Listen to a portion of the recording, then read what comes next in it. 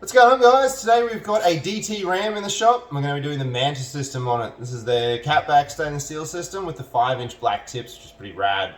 So let's head out there in the shop, fit this thing up, see what you think.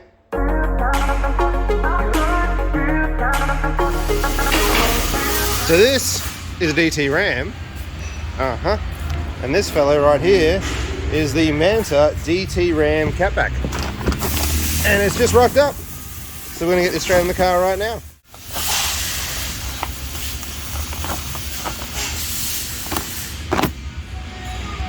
Rightio. So here we are, DT Ram time. We're doing a catback today, a little something different. I've shown you guys all this before, we might as well see it again. Cast iron manifolds up top, cat converters on either side of the engine. These are what we call a double biscuit. That means you've got a core in here, an air gap in the middle, and another core. So essentially they still have 4 cat converters, and that is the flat section of pipe that everyone talks about there. Well documented, that piece. Straight 3-inch system, and this is where we're going from today, is this flange joint here. We're going to unbolt this. We have a slip joint up in here, which will come undone. And then we've cut the tube right there where you can see it doesn't go anywhere. It's the Bluetooth model. So this side can come out, because this side's actually put in before the tub goes on. So if you want to get it out, it has to be cut.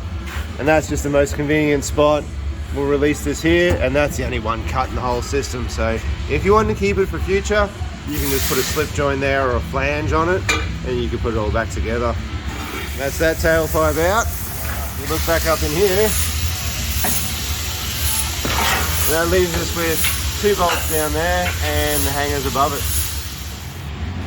Okay, for your viewing pleasure, we've laid them both out on the floor and I'll step you through it. 3-inch pipe leading into the stock muffler. Lovely Mopar symbol on the stock muffler. To which it comes out of and then splits to a twin. It's not quite 2 1/4 actually. It's like 2 inch to 2 1/4. Tailpipe that goes over to the other side.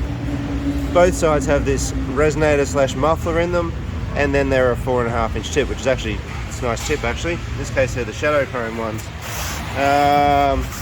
Obviously the same on both sides. But we're going to upgrade that. Today we are going with the Manta system. Zoom in on their muffler first. Can you see that? Can we see it? Can we see it? Anyway, there's Manta there somewhere. So bolting back up to the stock system, utilising all the stock hangers as well. Decent sized muffler. We are going to be jumping this up considerably in pipe size, so we need to sort of control the sound a bit better there.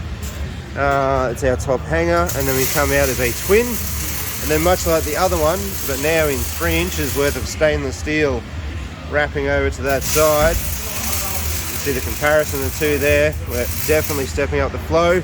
We're going to go to a 4-inch black tip, 5-inch, my bad, 5 inches, 4.5-ish to 5 inches, so let's fill out that bumper a bit more. And then much the same here on the Australian driver's side, and once again with that big old tip. The other big thing we're doing here is we're going from an aluminized steel system, you can already see it's starting to rust in a few spots, to a 304 stainless steel system with the Manta system. So much more longer lifespan out of the system. That's a path blade muffler, so it goes backwards and forwards inside of there before it makes its way out. Whereas this is a straight through glass pack muffler. First things first is the muffler. Adam's just got that up there. If you put the rear hangers in here and the front one there, it'll actually stay there so you can sort of maneuver it around. Why is that word always a problem for me? I don't think I've ever gotten it right. I know, right? He has also gone ahead and put anti-seize on all of his bolts before fitting them. That is a massively big thing we do on everything. Anti-seize on the bolts and silicone on all the gaskets. The silicone prevents water ingress so that the gasket life is not prematurely cut, and that will allow us to do the bolts up not only with better tension because there's no friction from the threads, but if you need to undo it one day, it'll also come apart. So importantly, anti-seize on bolts, silicone on gaskets. Might be much better. God, it's very noisy in here today. Between them and him, there's a lot going on. Nonetheless, Adam's going to keep fitting this up, and we'll check out tailpipe fitment next. On the stock muffler, The bolts are actually threaded into this flange here. I'm actually going to put these back in here just in case he wants to keep it for the future. What we've done over there is the kit does come supplied with some new bolts so that you can just nut and bolt the show together, because the flange that goes on this side here, which is a part of the front part of the exhaust, has just got holes in it. This piece is threaded, so they can go back in there. Adam's already, geez, he's moving along today. He's already got that all bolted up in there. Reuses the existing gasket. You can see that's a tin gasket. And these little tabs here are what retain it. So you just pick these tabs off and then put it back on here, fold the tabs over, top, bottom, over here and over here. And that will hold it on there while you bolt it back together. And like we said, nut and bolt assembly there. That gets our mid muffler hanging. We're on the tailpipes. Come around here, you can see he's already loaded up some silicone on that gasket. He'll do the same on the next. NECs on the bolts, and we'll start feeding the tailpipes in. These pieces are for the tailpipes, both leading pieces. We found it easier to fit that passenger side crossover tube and then fit this one secondly. They both sort of feed in, going up and over this way, and the same with this one, coming in from the back side was quite easy. Definitely a bit of a two-person job, but nonetheless not hard either.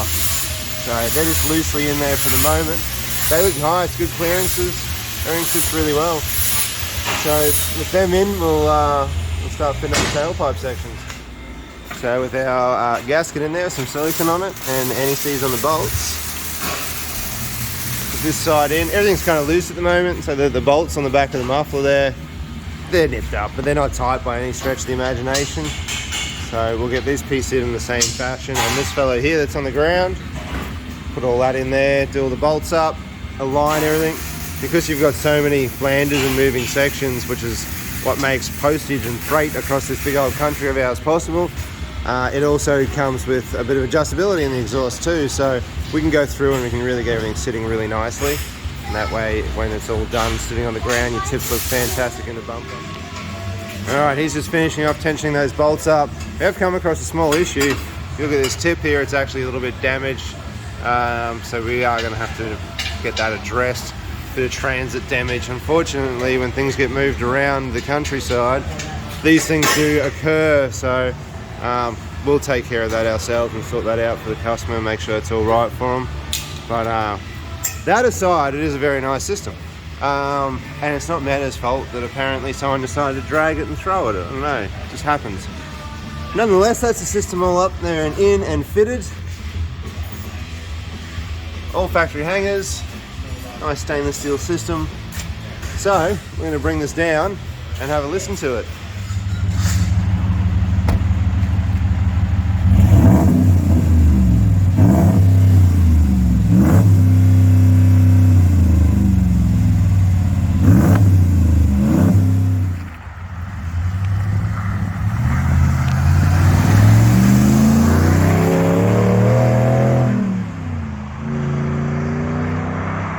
Well, that is that, folks. That is the Manta system for the DT Ram. We are Kalu and Mufflers. Thank you so much for watching. I'll catch you guys in the next video.